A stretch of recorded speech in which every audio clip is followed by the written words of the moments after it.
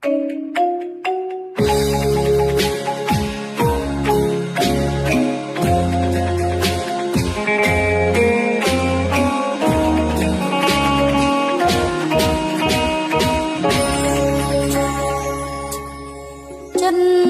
អើយមានអំណមលែណារាមានចេស្តាជ្រឹងឲ្យជឿត្រង់ចូលម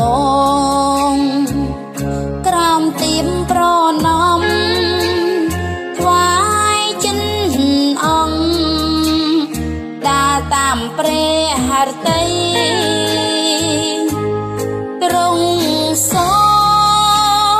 គុណជួបបានកូនហើយ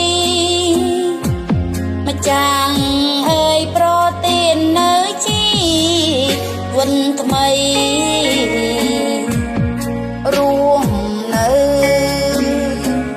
គ្មានខ្វល់ខ្វាយឡើយជួមទុំព្រួយ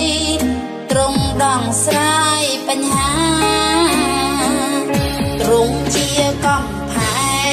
ងនឹងថ្មដា